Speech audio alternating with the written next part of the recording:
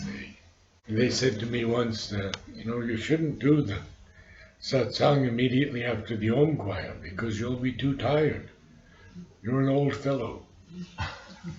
I said, no. I said, you come out from the Om choir almost flying, almost soaring, and you have all the energy you need. And satsang brings even more. Look what Mother says. The solution is to go deep within oneself and find the place where all the differences combine to constitute the essential and eternal unity. And then she says to the Aurobillians, in 1969, to establish in Auroville the harmonious atmosphere which by definition ought to reign there, the first step is for each one to look within himself for the cause of friction and misunderstanding. For these causes are always on both sides. And before demanding anything from others, each one should first strive to eliminate them from himself. I've had a lot of experience in this.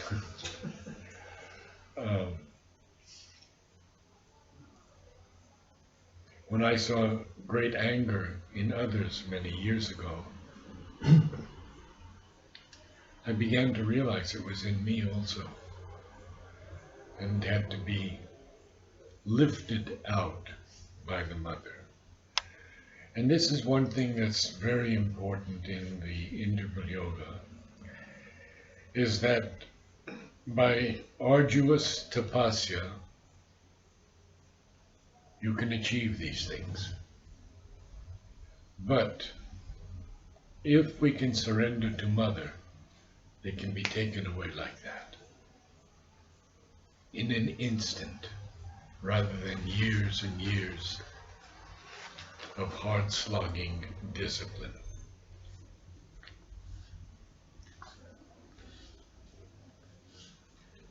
Mother says, Earth needs a place where men can live away from all national rivalries, social conventions, self-contradictory moralities, and contending religions. A place where human beings, freed from all slavery to the past, can devote themselves wholly to the discovery and practice of the divine consciousness that is seeking to manifest. Auroville wants to be this place and offers itself to all who aspire to live the truth of tomorrow. I think I should read that again. Earth needs a place where men can live away from all national rivalries, social conventions, self-contradictory moralities, and contending religions. A place where human beings, freed from all slavery to the past, can devote themselves wholly to the discovery and practice of the divine consciousness that is seeking to manifest. Sri Aurobindo says, there's no sin. There's only the working out of things in the vital.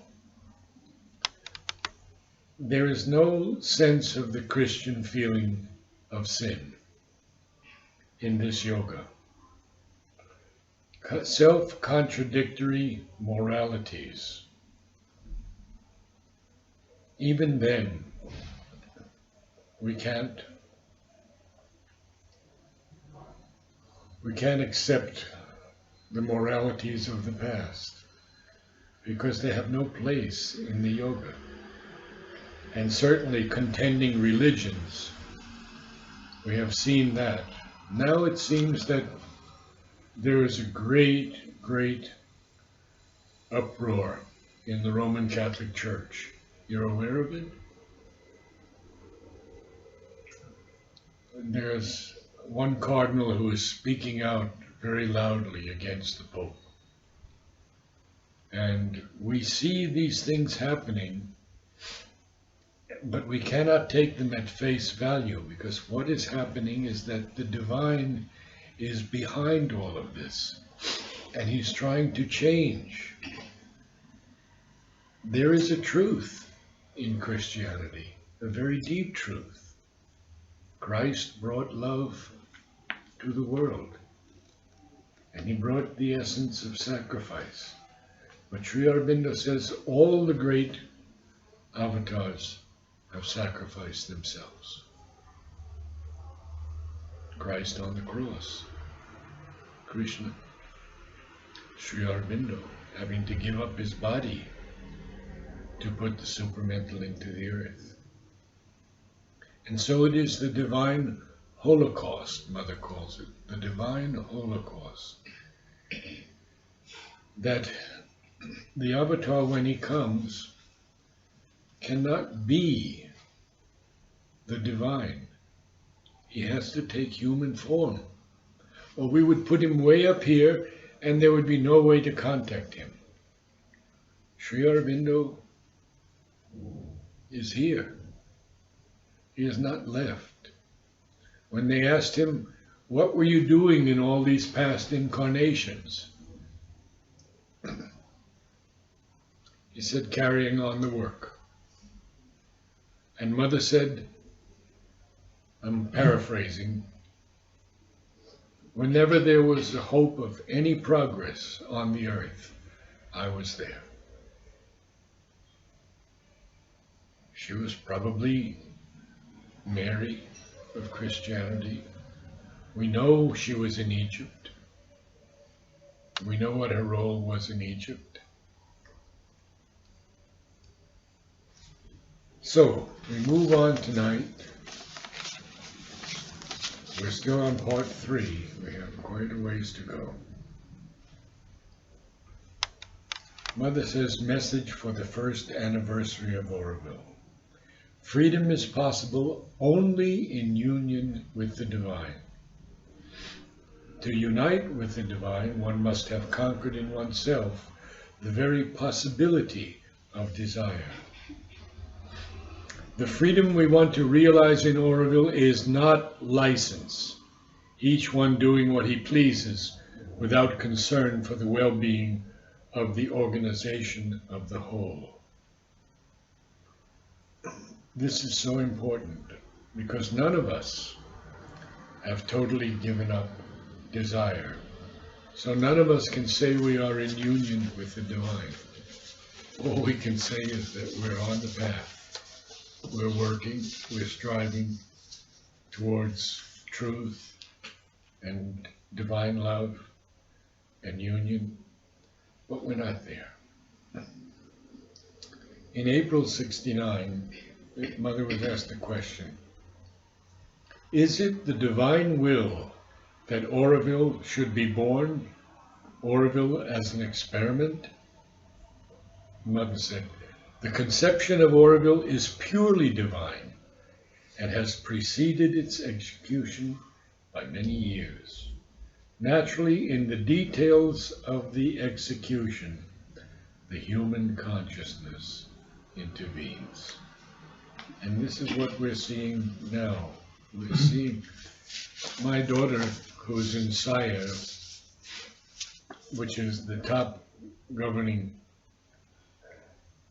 organ of Aurobindo, tells me that there are constantly, every day, factions who are against harmony, wanting to promote their own agendas, whether they're a specific group of people or a specific race, doesn't matter. They are not for harmony. How can people having different values live and work together in harmony?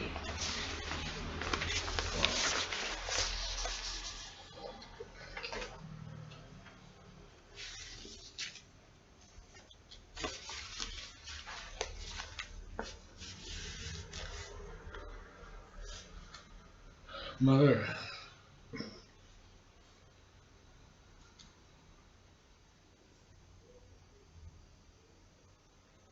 answers the following question. Has the time come to wish for, to set up, to try for a general organization, or should one wait for the right attitude and men? Mother, an organization is needed for the work to be done, but the organization itself must be flexible and progressive. I met a girl the other day who told me she was working at Future School.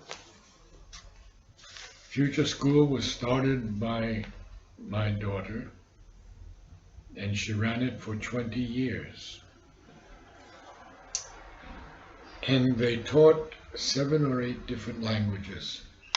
Now they're down to about 3, sometimes 4. Even schools have to progress, and teachers especially have to progress. If to wait is the solution, is it nevertheless necessary to define organizational principles and to avoid uncontrollable disorder?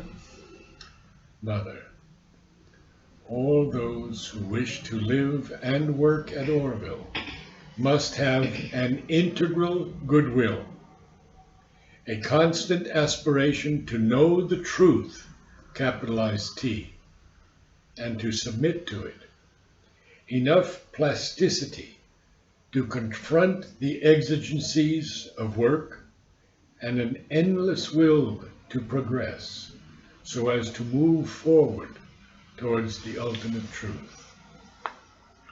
And then Mother finishes with, and finally, a word of advice. Be more concerned with your own faults than with those of others. If each one worked seriously at his own self-perfection, the perfection of the whole would follow automatically. So now we begin part 4.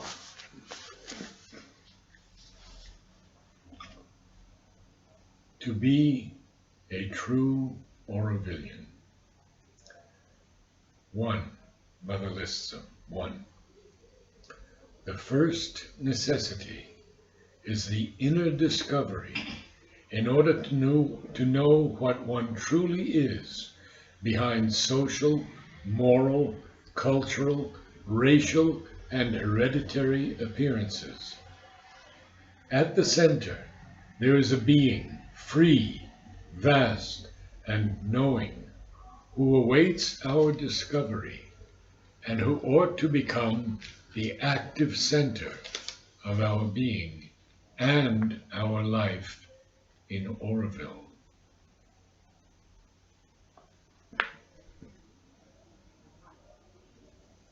Two,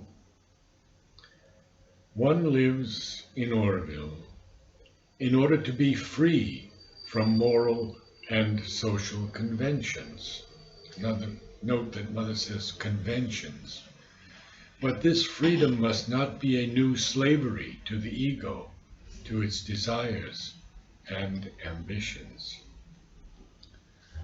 The fulfillment of one's desires bars the way to the inner discovery, which can only be achieved in the peace and transparency of perfect disinterestedness.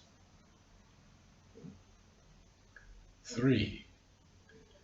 The Aurobillion should lose the sense of personal possession. For our passage in the material world, what is indispensable to our life and to our action is put at our disposal according to the place we must occupy. The more we are consciously in contact with our inner being, the more are the exact means given to us. Any questions up to this point? Mother goes on and on. So here we are. 4. Work, even manual work, is something indispensable for the inner discovery. I can't overemphasize this. Work, even manual work, is something indispensable for the inner discovery. If one does not work, if one does not put his consciousness into matter, the latter will never develop. To let the consciousness organize a bit of matter by the means of one's body is very good. To establish order around oneself helps to bring order within oneself. One should organize one's life not according to outer and artificial rules, but according to an organized inner consciousness. For if one lets life go on without subjecting it to the control of the higher consciousness, it becomes fickle and inexpressive. It is to waste one's time in the sense that matter remains without any conscious utilization.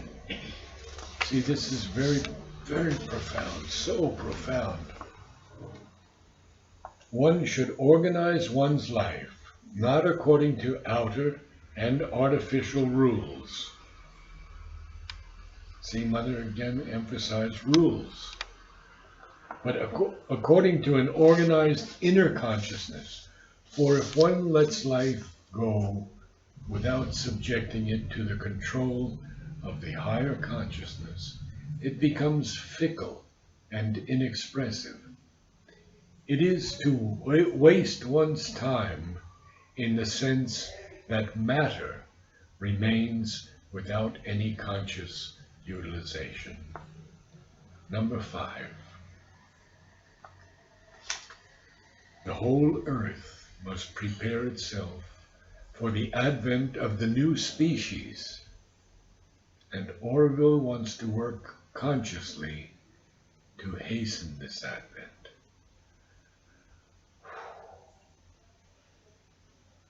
Aurobindo wants to work consciously to hasten this advent, the advent of the new species.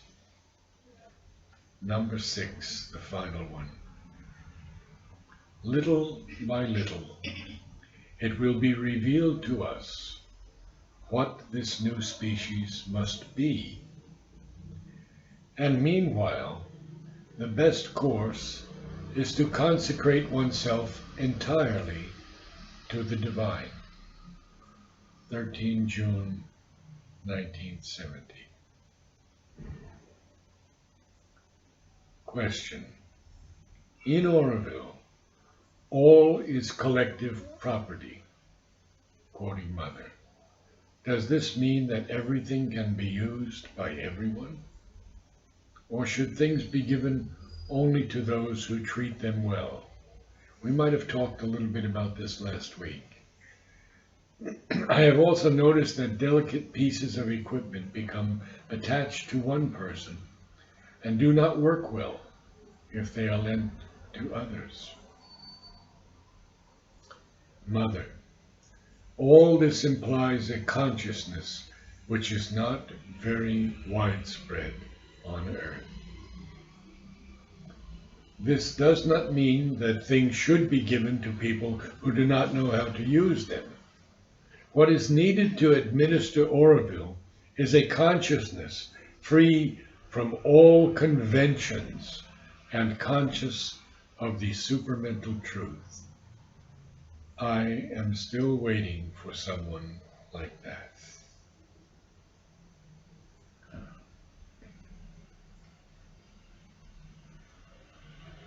Sri Aurobindo said, if I had 100 men, I could change the world. And later he lowered it to 12. If I had only 12, and he didn't get 12. Each one must do his best to achieve that.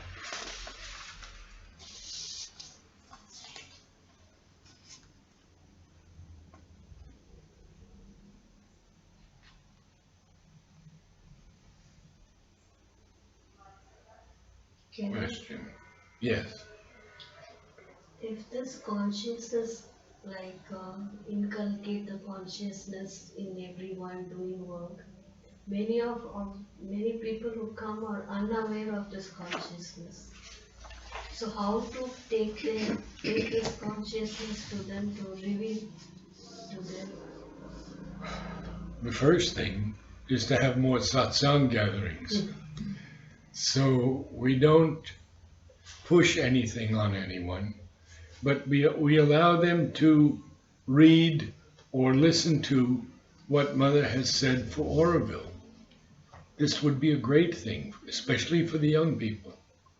You know what young people are like. They're full of vigor, and they want to have relationships, and they want to do things. They want to go places, see things, and yet they are pulled here.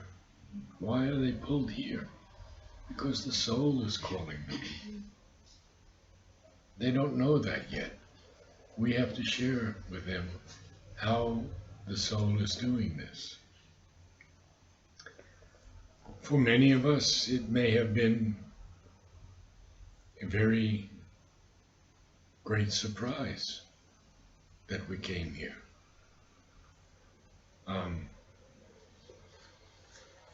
May have been under very unusual circumstances. I know people who were looking for a place in India and just somehow landed in Pondicherry, and it changed their life. Others, like myself, who knew nothing of Mother and Sri Aurobindo, met the one person who changed my life by putting me in touch with Mother. Each of you, I'm sure, has a story. Nobody is without a story. And I think that's the beauty of Aurobindo. But when I heard that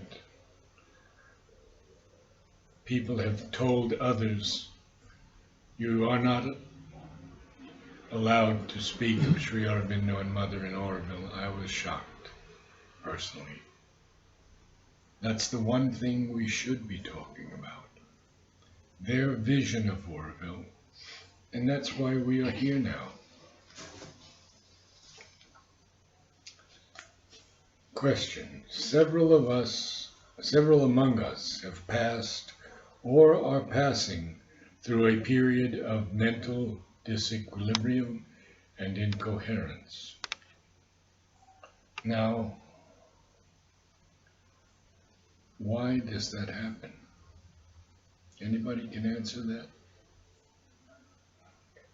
Why is there so much mental disequilibrium and incoherence? That's ego-driven action. Pardon? Ego-driven action. No, not so much that. It's generally more that the force is so strong here that people are not ready for it. And that's a big point. Because if you come and are not ready, you can easily get out of balance. What attitude should we take towards those who are in this state? What should we do and not do to avoid passing through these crises? Mother. Calm, peace, tranquility always. And always to speak as little as possible, and to act only when it is necessary, to avoid unconsciousness as much as possible.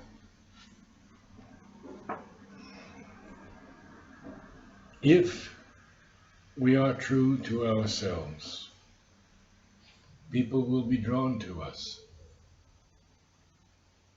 They will be drawn to Savitri Bhavan. They will be drawn to the Mantra Mandir and its chamber. They will be drawn to satsang groups. And that is probably the best way. Now, when Mother says always to speak as little as possible, I feel that she means here that we should speak only what is necessary and relevant. Not to just, well, I don't know if I told you this before, but once in America, I met two Scottish yogis, and they gave this amazing talk. And then they said, one of them said, you see, our minds are like a radio with all the stations on at the same time. We have to close the door on some of these thoughts because they are not ours. And Sri Aurobindo makes this very, very clear, that our thoughts are not ours. We have accepted certain thoughts as our way in life, but they are universal. They are general. When we are able to silence the mind and be without thought, that is when the higher realms take place. We go from this material mind to a higher mind, then to an illumined mind, then to an intuitive mind, then to an over mind, and finally to the supermind. Even up to the overmental, we are taught that there is still duality. So it's a big, big jump. And we cannot expect it to happen immediately. I talked about this last week, how we probably have to go through many more births. But what a joy. What a joy to be here now, in this moment of the supramental action upon the earth. Mother, true spirituality lies in the service of the divine work. To refuse to work for all is only a demonstration of selfishness and has no spiritual value. The first thing to do is to be able to live in Auroville. No, the first thing to do to be able to live in Auroville is to consent to free oneself from one's ego. Now this is already 1971, and Mother gives the message for the 3rd anniversary of Auroville. To all Aurovillians, my blessings for the progress and the growth of the collective and individual consciousness.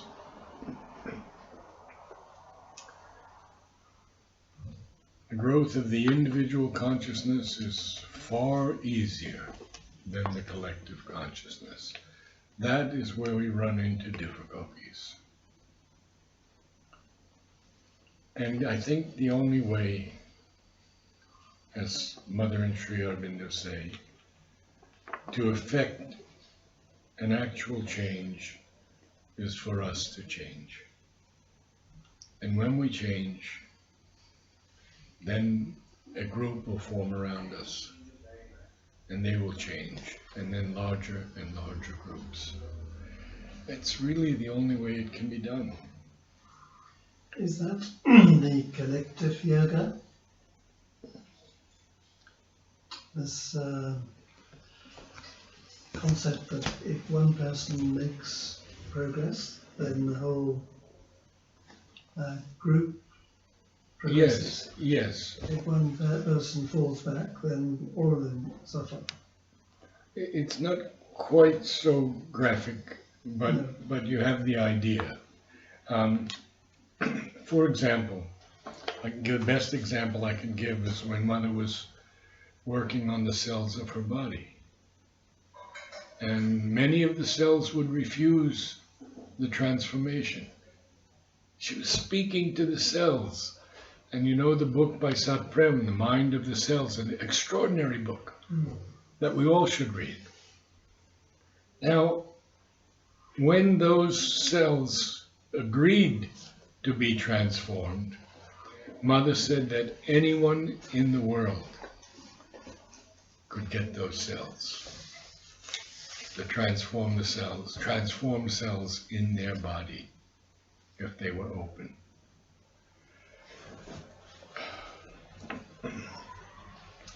Yeah, the collective yoga is really why Aurobindo has been formed. There have been so many collective communities in the past that have lived 40, 50 years. The teacher dies, the thing dies out. Theosophical society is still going on, and there are a few, but you don't hear of them very much anymore. And Auroville's passed its 50th birthday. I think that's a record for all collectives. So, to be an Aurobillian, must one at least, again, to be an Aurobillian, one must at least belong to the enlightened portion of humanity and aspire for the higher consciousness which will govern the species of tomorrow, just your point, always higher and always better, beyond egoistic limitations. Now, I mentioned last time that Mother used to meet with a group of people every Sunday. And they would ask her questions, and then they were allowed to send her questions also. And she answers to this one. Auroville is not a work of charity. A night spent in aspiration is equivalent to a day's work. Very interesting statement.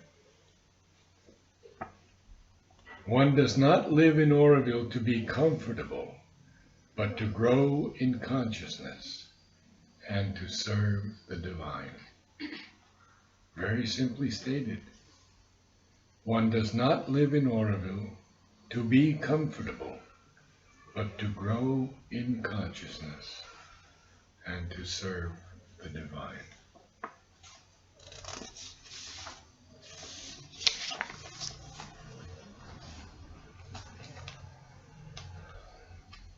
Mother, is it to satisfy little personal needs that you have come to Auroville? That was really not necessary. The ordinary world is there for that. One comes to Auroville to realize a divine life which wants to manifest on earth.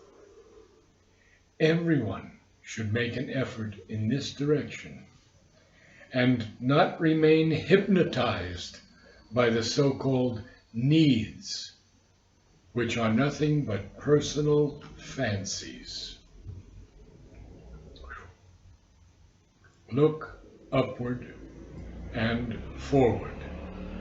Strive to surmount the animal-human nature. Make the resolution, and you will see that you are helped on the way. I think we need to talk a bit about this help, because it's so ever-present. I personally have received it maybe millions of times, often unconsciously. But for example, when I go to the Om choir or give a talk, I never prepare one word. I leave it to the divine to speak through me. And I'll even say it sometimes. Sri Aurobindo, read through me, please. Mother, guide my words.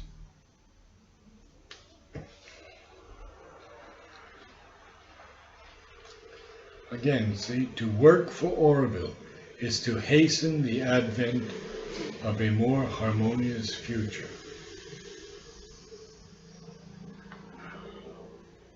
All in 1971. Aurobindo must not lie.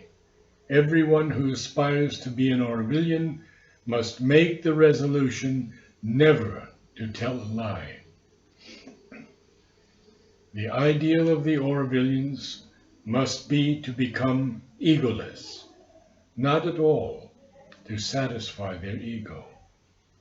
If they follow the old human way of selfish claim, how can they help the world to change? I believe that I told you before about how we were helped in the early days by two people who would come out regularly to the center called Peace. One was Aurobindo Basu and the other was Madhav Pandit. They would come out week after week and they would speak to us so beautifully about the yoga, not in high words that were beyond our understanding, but very simply and very beautifully. And I can remember when Mother gave me the blessing to begin to read Savitri in Aurobindo, the first Aurobillian to do so. And I read it every year for 10 years. Portions, maybe 40 minutes, that's about all. Sometimes we can't take too much at a time of Savitri because it is so packed with mantra and it is so beyond our mental comprehension that Mother says, don't even try. Just let it enter you. Read it again and again, and it will make itself understood. It has been the way for me, and I cannot think of a better way. So I will close with Savitri. Any passage anyone like to, maybe because it's Mother's birthday, you could have something. Adoration of Divine Mother. Yeah, I think so.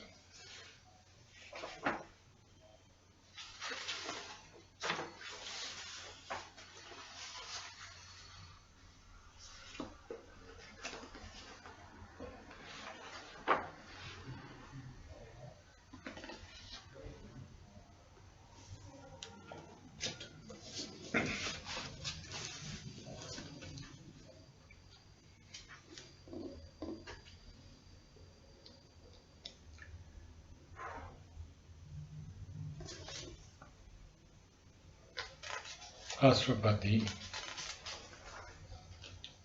the Lord of Tapasya, has this vision, and the vision is of the earth.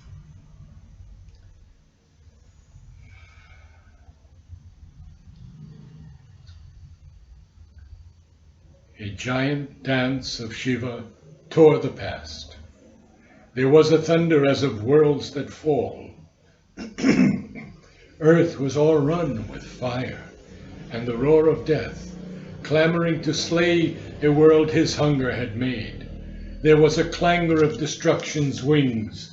The Titan's battle cry was in my ears. Alarm and rumor shook the armored night. I saw the omnipotent's flaming pioneers over the heavenly verge which turns towards life, come crowding down the amber stairs of birth. Forerunners of a divine multitude, out of the paths of the morning star they came, into the little room of mortal life.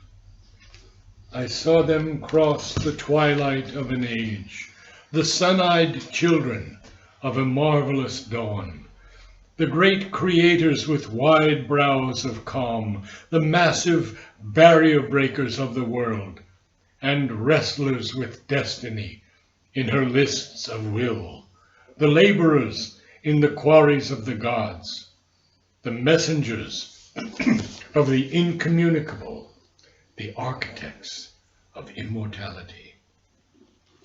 Into the fallen human sphere they came, faces that wore the immortal's glory still, voices that communed still with the thoughts of God, bodies made beautiful by the Spirit's light, carrying the magic word, the mystic fire, carrying the Dionysian cup of joy, approaching eyes of a diviner man, lips chanting an unknown anthem of the soul, feet echoing in the corridors of time, high priests of wisdom, sweetness, might, and bliss, discoverers of beauty's sunlit ways, and swimmers of love's laughing fiery floods, and dancers within rapture's golden doors. Their tread one day shall change the suffering earth and justify the light on nature's face. And lastly,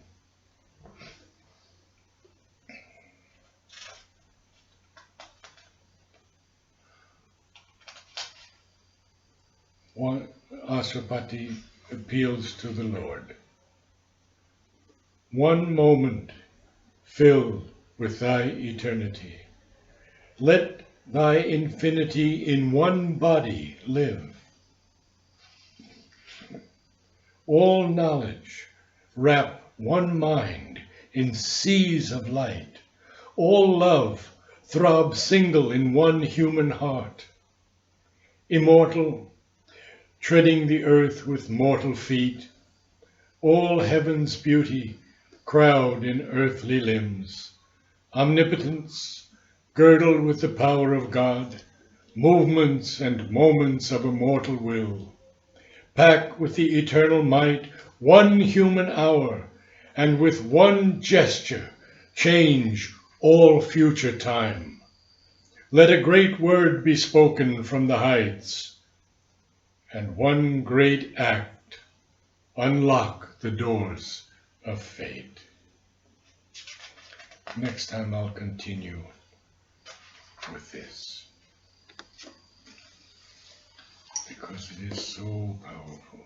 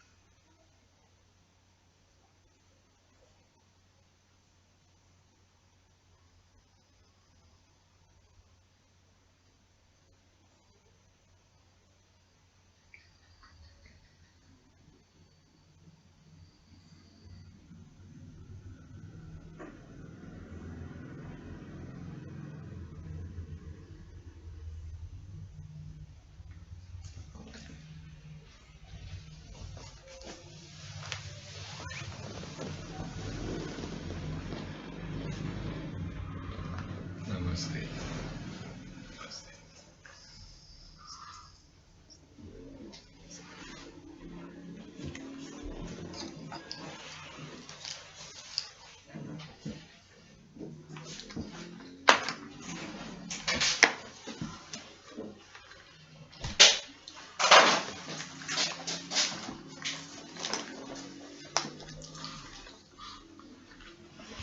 To answer your question more fully, Aurobindo is only here for the collective. Yeah. not for the Aurobindo individual. has problems making decisions, Yes, and that's a collective activity. yes. And I don't know quite what the problem is. It's in the mind. Yeah. If we go above the mind, there won't be any problem. If we touch the psychic, it always knows exactly what to do. It knows truth from falsehood. It knows the direction to go. Yeah. And it's only here that can unite everyone. And yet you have to have enough people to be able to go above the mind for that to work. Because if most people are working in the mind, then that's where decisions become That's the bottleneck. essential. That's the bottleneck. Yeah, Yeah. it is. It will take some time, but it will be done. This is the faith that all of us must have. Sure. It will be done because the divine is building over and not humans. We can participate. We could delay it a bit too, but we can also participate. Thank you.